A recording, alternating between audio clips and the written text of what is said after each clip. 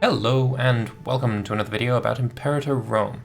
As you can see on your screen right now, I've got a tweet by Johan, the lead programmer, lead director, game director of Imperator Rome. Do you prefer to have abstracted resources like Monarch power in a strategy game over basing everything around time and money?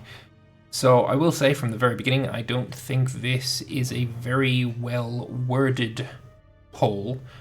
Because it basically makes out that it is a binary decision. It's like, is it either power or is it time and money?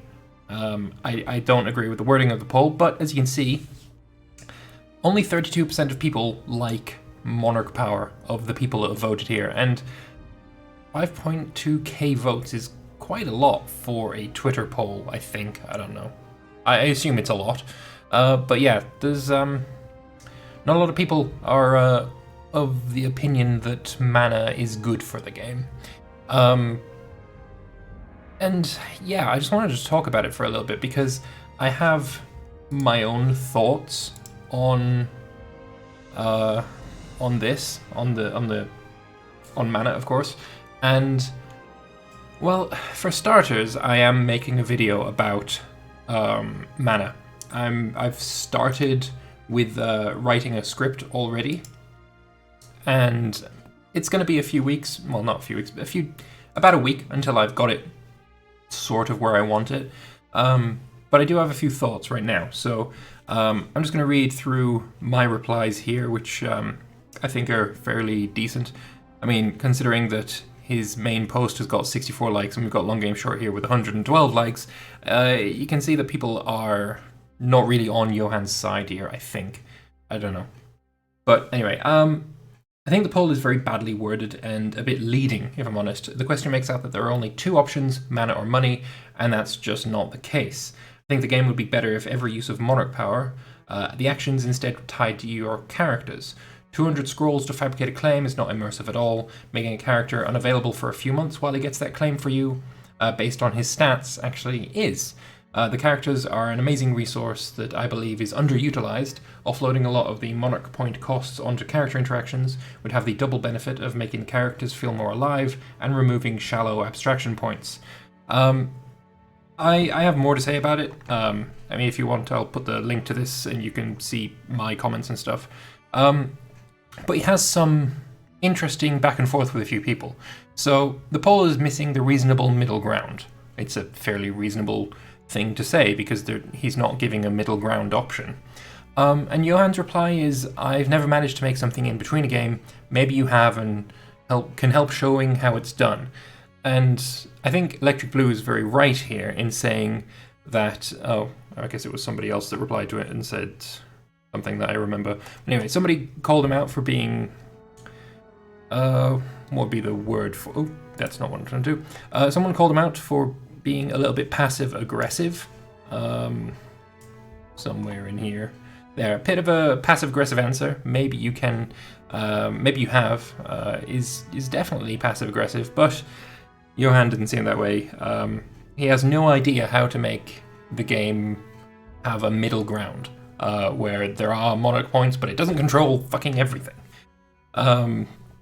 But then he goes on to say that he designed Prestige and Piety currencies in CK1, and political power in Hoi 4 is based on the slider intellect currencies he made in Hoi 3. So he certainly does know how. It's just, I don't know why he's saying that he doesn't. I don't get it. This is a very shit video, and I'm just rambling, but like I say, I've got some things to say. Electric Blue here says that resources like diplomats and merchants in EU4, the Council in CK2, and paper out of 9 in Victoria 2, I guess that's the diplomacy points, all good examples of how paradoxes met the in-between. And Johan's here saying that those are agents and not currency, and well, that's fine. Have agents, have characters be those agents. We have a huge character system in Imperator that's criminally underutilized. Put a lot of the load on them. Have them be agents. It basically, imagine if EU4, all of your diplomats, yeah, they have a name, but those names don't actually change for the entirety of the game. But that's another point entirely. But imagine if each one of those diplomats had a family, and they had a wage, and they had, the ability to be promoted or be loyal or disloyal, have corruption. Like, it's flavor and it's immersion, and that's kind of what the game really needs. So I go on to say, why does it have to be a currency? Why can it not be character driven? One of the big complaints I've seen is characters don't matter enough. Change that by having them do stuff. Get characters to send insults and fabricate claims, let their skills determine the time taken. I think I expand on that a bit more. Yeah. Have pups organically move around between cities, remove the ability to move manually. Policies that don't need to cost scrolls, just make it an increased wage for the governor each policy you manually change, and tyranny if they dislike you, but free if you let the government decide. So he goes on to say that moving pops is one of those things that adds to the game. While we can all agree that UI is subpar, there's a lot of people that like the gardening, I guess, maybe, aspect of micromanaging pops. And yeah, I don't agree with that either. But I did say, think about it a bit more about the practical reality of what you're actually doing. It's kind of tyrannical to forcefully move people around, so maybe having a tyranny cost instead of civic would be more fitting. And then for slaves, it should speak cash to, your government is, paying for the slaves themselves, and then they can move them around as they wish, kind of thing. But yeah, it's very strange that he doesn't really, I don't know, his replies here aren't, I don't really understand them, I guess, is what I'm trying to say. And of course, I would be happier if those instant actions here are removed. He thinks that conversion of pops is one of the aspects that worked out the best, and personally, I can't disagree with him more. I think it's really bad. Just think about what you're doing. You're clicking a button, and then a pop, which is certainly more than one person, is suddenly, without any hesitation, now embracing your god over what they previously had. And it doesn't matter how close the gods, like the god pantheon is. It doesn't matter if it's a Buddhist. As soon as you click that button, he can embrace Zeus. Like, I don't see the logic in it. There's no immersion. Absolutely none whatsoever. And yeah, it's just, I can't understand how he thinks that specific thing worked out even remotely good. Never mind worked out best. Use a slow character-driven mechanic, which was, I'm fine with that. That would be the policies. Or you use an insanely inefficient instant action. Remove this insanely inefficient instant action because it's fucking terrible. Like, this shouldn't be in the game. But anyway, he's gone on to make a thread on the forums, so we'll throw that up here. This is a bit of a rambling of my thoughts. Take them as you like. My definitions are, and I hope you can agree with it enough to use it in this thread. Abstract currencies are Monarch power in EU4 and Imperator. Agent mechanics are the Council in CK2 and diplomats and colonists in EU4. And realistic currencies like gold, stability, and manpower. Yeah, you know what? I'll go with those definitions if you like. That actually fits in quite nicely with how I think of them. Because I just call abstract currencies mana, right? And that's pretty much the only difference.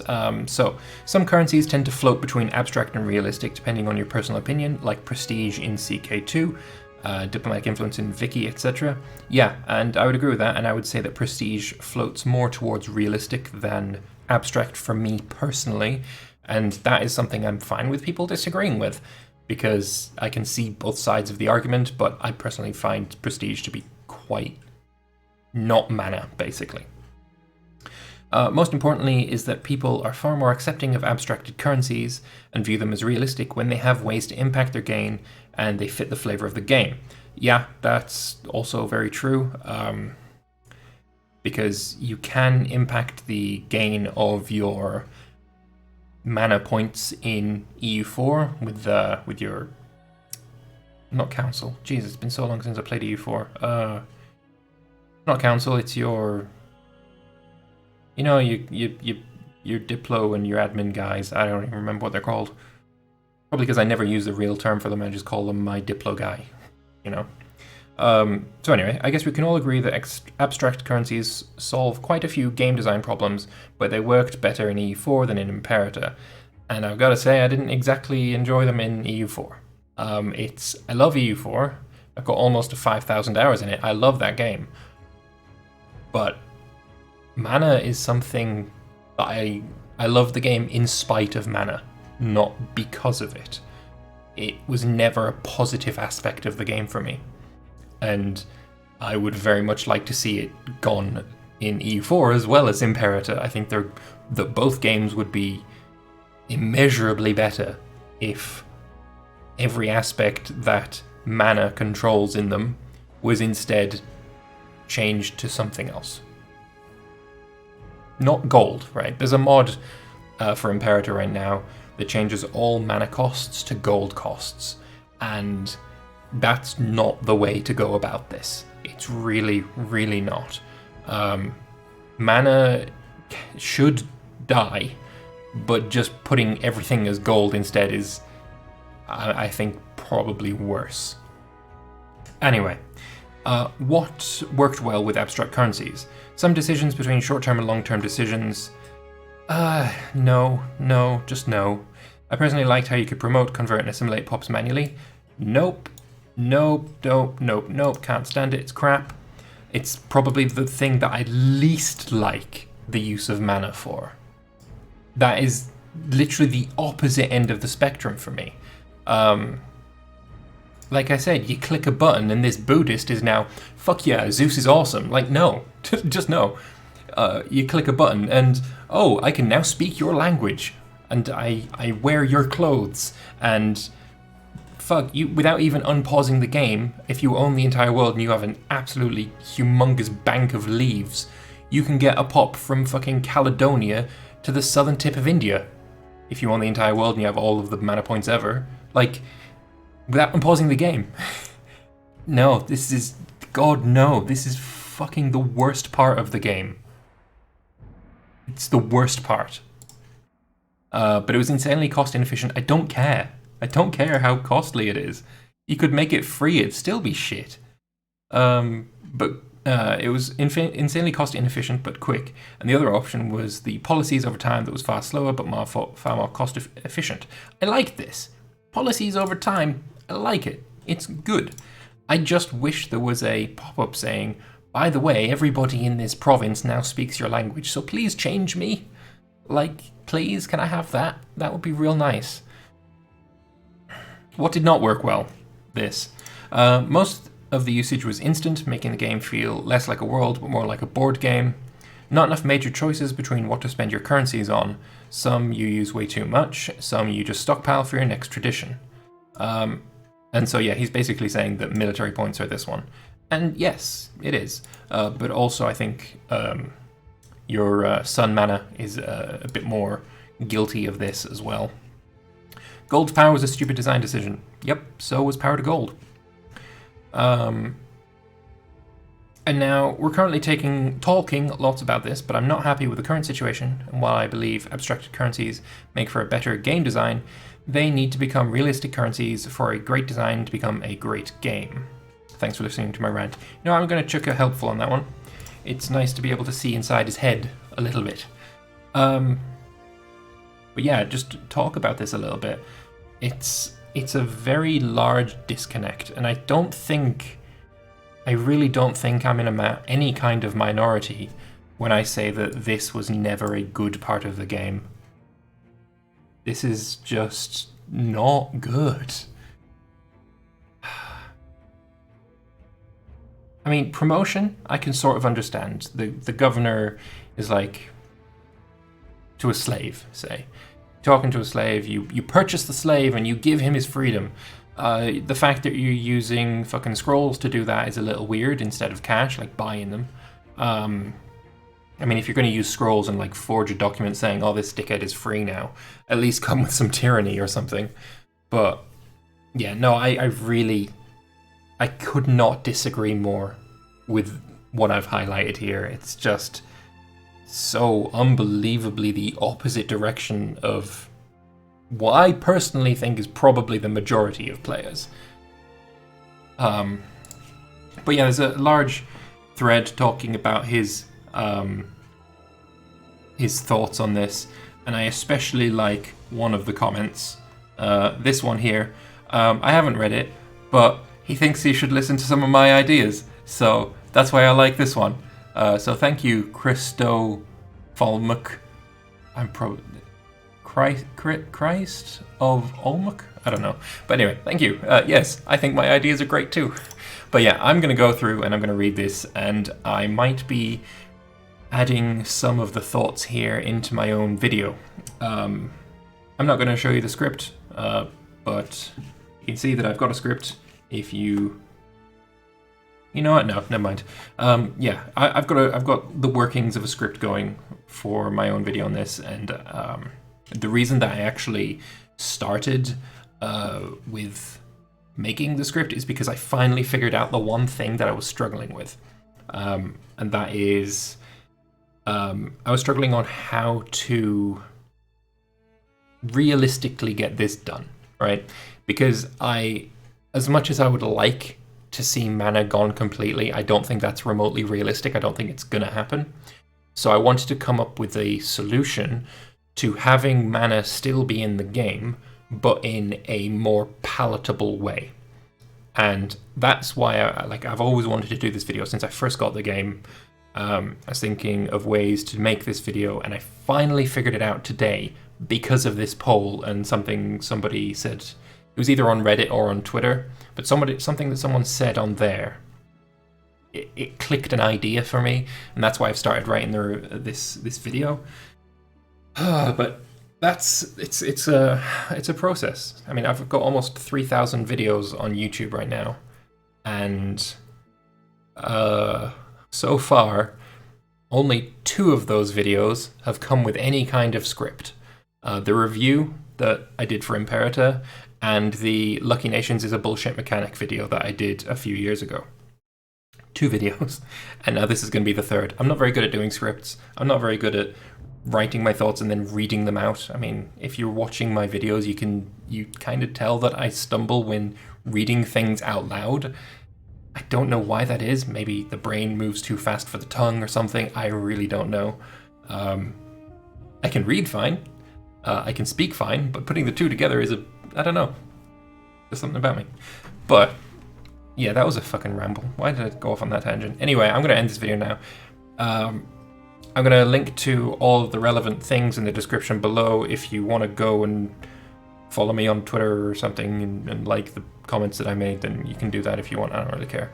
But anyway, thank you all very much for watching. There will be a video soon-ish about mana and how to do it better, in my opinion. I guess everything that I say is in my opinion, because I'm saying it, and it's an opinion. So, yeah, I shouldn't have to keep saying in my opinion, but I guess I do, because otherwise people get salty. It's weird, I don't know. Anyway, I'm rambling like a bastard, so I'm going to end the video. Thank you very much for watching, and I'll see you next time. Bye.